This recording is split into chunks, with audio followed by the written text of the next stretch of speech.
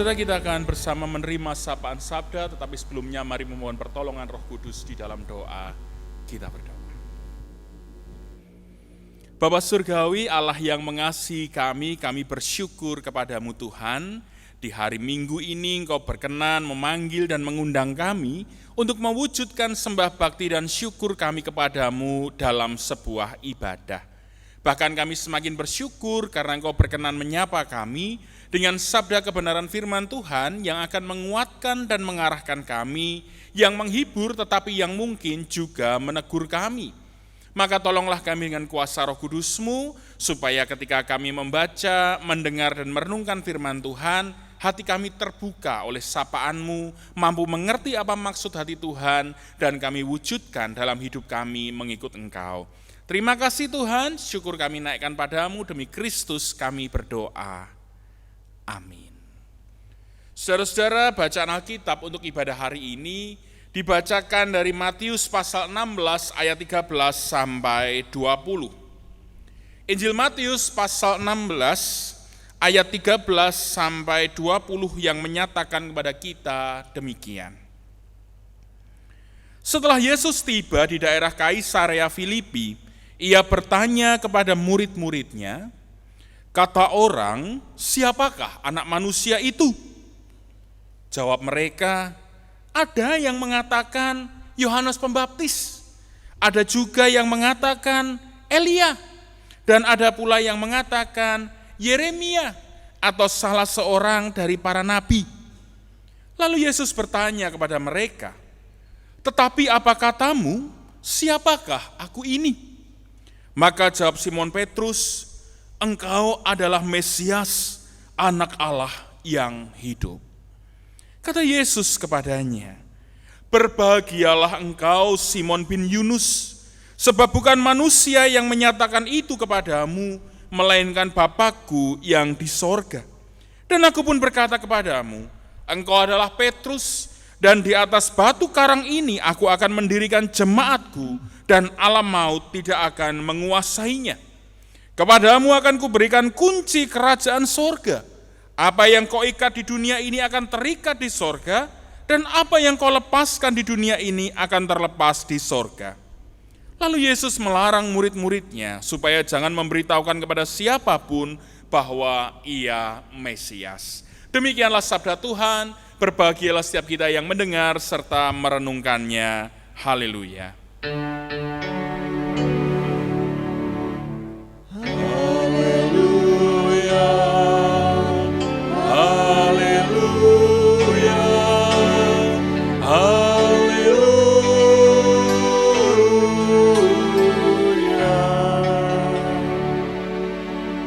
Saudara-saudara yang dikasihi Tuhan, 1 minggu sudah kita melewati peringatan kemerdekaan. Bagaimana rasa yang ada dalam hati kita? Mungkin sebagian dari kita sudah merasa biasa-biasa saja, atau mungkin karena tahun ini kita berada di dalam situasi pandemi, maka euforia perayaan dari 17-an itu tidak terlalu terasa. Tapi saudara-saudara, kalau kemudian disuruh memilih, ditanya dan disuruh untuk menentukan pilihan sikap, kita pilih menjadi bangsa yang merdeka atau mau jadi bangsa yang terjajah toh? Kalau pertanyaan itu dikatakan kepada orang Indonesia dari mulai anak TK, oke bukan TK, SD lah, SD sampai dengan simbah-simbah yang sudah tuyuk-tuyuk begitu, saya yakin bahwa semua orang akan dengan mantap menjawab, kami suka menjadi bangsa yang merdeka. Tentu menjadi bangsa yang merdeka dalam bayangan kita adalah situasi di mana bangsa ini lepas dari penjajahan, situasi di mana bangsa ini tidak lagi berada di bawah kekuasaan bangsa lain, situasi di mana kita bisa menentukan arah perjalanan bangsa ini mau kemana, pembangunannya mau seperti apa, bahkan kemudian kita bisa memiliki karakter bangsa kita sendiri. Dan memang itulah yang dihidupi, cita-cita yang dibangun oleh para pendiri bangsa ini. Tetapi saudara-saudara yang dikasihi Tuhan, ternyata mengakui kemerdekaan, mengakui bahwa dirinya merdeka, dan hidup sebagai bangsa yang merdeka itu tidak sesederhana itu. Tidak sesederhana bahwa kita tidak lagi dijajah, tidak lagi sesederhana bahwa kita bisa melakukan tugas atau membangun keinginan kita sendiri. Menjadi merdeka artinya kita diajak untuk menentukan arah perjalanan bangsa kita sendiri, menentukan arah kemana bangsa ini akan dibangun, termasuk di dalamnya dengan segala macam tanggung jawabnya. Jadi ketika kita menjadi bangsa yang merdeka, maka kecukupan kebutuhan itu ya harus dicukupi oleh bangsa kita sendiri, yang mikir itu ya bangsa kita sendiri, yang nyambut gawe itu ya bangsa kita sendiri. Masalahnya adalah seringkali banyak orang itu berpikir kemerdekaan itu sebatas situasi dan pengakuan. Yang penting saya sudah merdeka, yang penting saya sudah tidak dijajah. Tetapi ketika kemudian berbicara dengan tugas dan tanggung jawab, berbicara terkait apa yang harus dikerjakan bersama, orang angkat tangan. Wah, saya tidak punya apa-apa, saya tidak bisa melakukan ini dan itu dan seterusnya. Ada banyak orang yang mengakui dirinya sebagai orang merdeka, tetapi enggan mengambil tanggung jawab selaku orang yang merdeka. Pada akhirnya, pengakuan atas kemerdekaan itu tidak mewujud dalam hidup sehari-hari. Sikap hidupnya tidak seperti orang yang merdeka, tidak bertanggung jawab seperti selayaknya orang yang mengakui dirinya merdeka. Nah, saudara-saudara yang dikasihi Tuhan, bacaan hari ini mengisahkan pengakuan Simon Petrus tentang siapa Yesus. Bacaan ini sudah sering kita baca dari zaman kita sekolah minggu, dan kita tahu bahwa kemudian Petrus ditanya oleh Yesus, siapakah aku? Engkau adalah Mesias, anak Allah yang hidup. Tapi saudara-saudara, tahukah implikasi dari apa yang dikatakan Petrus ini? Nah, saudara-saudara, orang Yahudi pada masa itu memang sudah mengenal dan merasakan serta mengetahui cerita-cerita tentang orang yang secara khusus ditempatkan Tuhan untuk ada di sekitar mereka, di tengah-tengah bangsa Israel, menjadi pewarta kabar dari Tuhan, yang kemudian disebut oleh mereka sebagai para nabi.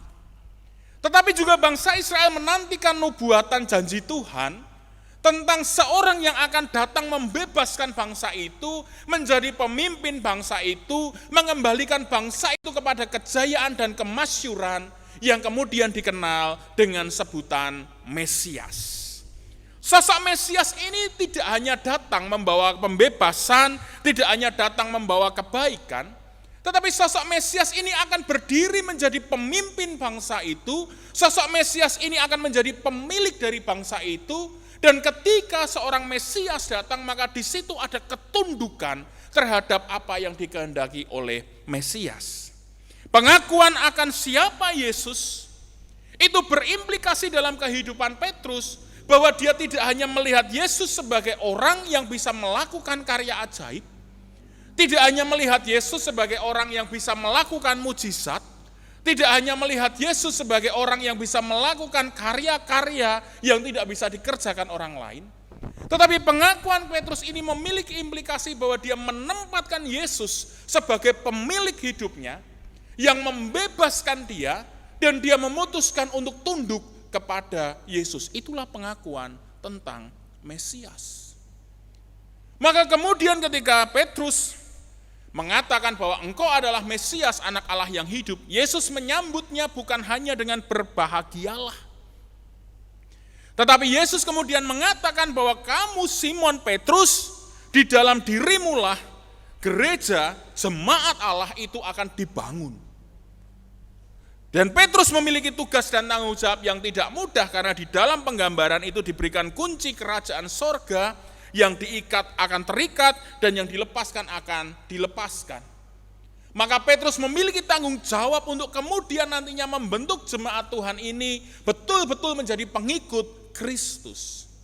Dan memang nantinya kita tahu bahwa Simon Petrus mendirikan atau menjadi bapa gereja yang pertama. Dan di atas nama Yesus Kristus, Simon Petrus membangun gereja Allah. Nah, saudara, pengakuan bahwa Yesus adalah Mesias tidak hanya berarti menerima pembebasan, Tidak hanya berarti menerima kebaikan anugerah, tetapi juga menerima pengutusan yang dikehendaki oleh Yesus Kristus. Mengakui bahwa Yesus adalah Mesias, berarti juga menerima tugas itu menjadi bagian di dalam kehidupannya. Gereja adalah komunitas orang percaya yang memfokuskan dirinya kepada penyelamatan Allah dalam diri Yesus Kristus. Dengan kata lain, gereja sebenarnya mewarisi pengakuan Petrus bahwa Yesus adalah Mesias. Maka gereja seharusnya juga memaknai pengutusan yang sama yang diberikan kepada Simon Petrus ke dalam dirinya di tengah-tengah dunia. Tugas pewartaan tentang kabar penyelamatan Allah dan pemeliharaan iman ini melekat kepada pengakuan kita tentang siapa Yesus yang menyelamatkan dan yang memiliki kehidupan kita. Berarti kita harus mengakui Yesus yang adalah Mesias seutuhnya, disertai dengan segala tugas dan tanggung jawab yang melekat di dalamnya. Jadi saudara-saudara, mari membangun kesadaran bahwa kita yang juga menerima pembebasan dari Tuhan, kita yang menerima kelepasan atas dosa-dosa kita yang dimerdekakan, kita yang menjadi orang-orang yang dianggap sebagai anak-anak Allah, tidak hanya menerima status yang baru, tidak hanya mengakui bahwa Yesus yang menyelamatkan kita, tetapi itu juga harus mewujud di dalam tugas kehidupan kita sehari-hari. Tidak ada alasan untuk menunda, menghindar, apalagi kemudian menolak untuk diutus oleh Tuhan. Jika memang kita mengamini Dia, sama seperti Petrus mengamini bahwa Yesus adalah Mesias. Maka mari mengambil bagian dalam kehidupan kita sehari-hari. Di dalam tugas perutusan yang dikaruniakan Allah kepada kita. Bahwa ketika kita mengakui bahwa Yesus adalah Tuhan, di situ juga ada tanggung jawab untuk mewartakan kasih. Di situ ada tanggung jawab untuk mewartakan kebenaran. Di situ ada tanggung jawab untuk memelihara iman bersama-sama. Tidak bisa kita hanya mengakui, oh Yesus kok Tuhan yang baik. Tapi ketika kemudian yuk melayani, oh tidak mau, sorry, bukan bagian saya. Tidak bisa. Saudara-saudara, ketika kita mengakui bahwa Yesus Kristus adalah Tuhan, disitulah kita juga mengamini, mengiyakan, dan siap melaksanakan tugas pengutusan yang Tuhan karuniakan kepada kita. Siapa mengaku Yesus adalah Tuhan, dia juga menerima tugas perutusan dari Allah. Tuhan memberkati kita. Amin.